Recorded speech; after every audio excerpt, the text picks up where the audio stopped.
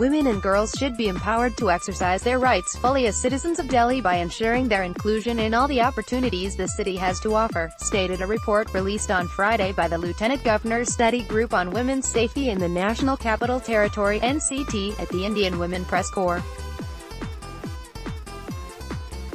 The study group, Shri Sanjay Baniwal, IPS Special CP Women Safety, Dr. Krishna Manon, Ambedkar University, Dr. Pamela Singla, Professor, University of Delhi, Smt Kalpana Viswanath, co-founder of SafeTypin, and Ms. Monica Kumar, Manas Foundation, Shri Mishra, IAS.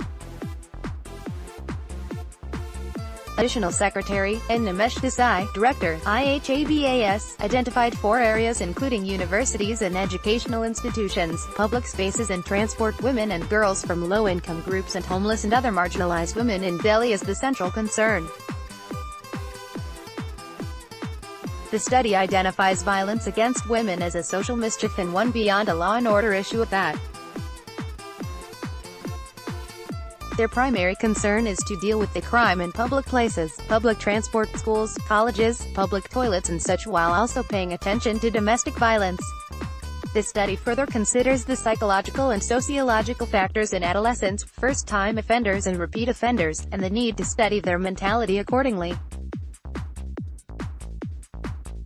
It recommends to phase out the single-sex schools. Sanjay Baniwal said it is important to have another women in force in order to make women feel safe at public places. If a woman is guarded by a female traffic police officer, a female bus conductor or a female bus driver, she will feel safer. Several recommendations like between the stops, an idea which enables connectivity with the police station of the upcoming bus stop whenever a woman reports an assault in the bus, training and education too.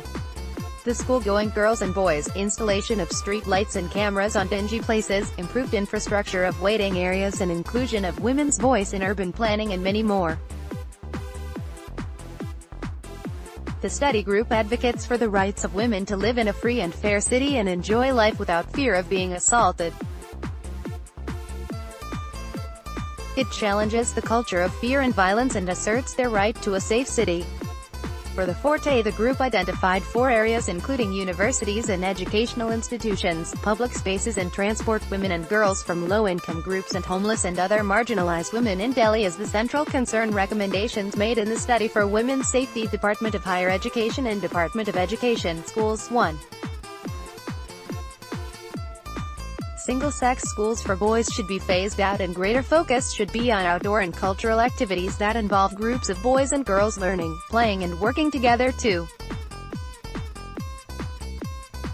Sex education programs that are age and context specific should be devised and reviewed with inputs from experts. 3. Strengthen and publicize mechanisms that address sexual harassment on campus such as committees against sexual harassment, internal complaints committees, SEC, women's development centers, WDC, Delhi Police 1.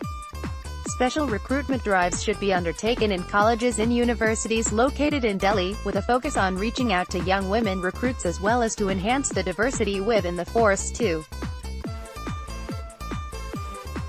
Request the universities and NGOs to offer MOOC, massive online open courses, drawing, from sociology, criminology, gender studies, social work, public policy and related fields to certify and train personnel from time to time. 3.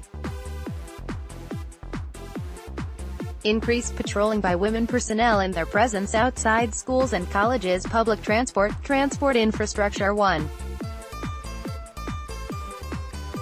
After dark, a between stops program should be introduced so that women can request the bus to be stopped at a spot nearest to their destinations, rather than only at the bus stop. 2. CCTV cameras in designated places such as bus stop as two-way communication mechanisms should be installed on an experimental basis to begin with. 3.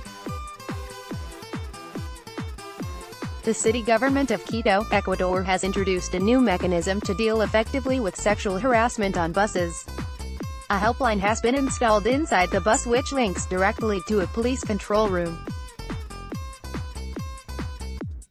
As a complaint is received, the police tracked the bus through its GPS and land up at the next stop to apprehend the perpetrator. Transport and infrastructure 1. Women's voice in the transport planning process should be incorporated immediately so as to understand the specific nature of women's transport needs and concerns too. Policies to ensure more women's participation in the transport workforce, such as drivers, conductors, should be formulated on an urgent basis.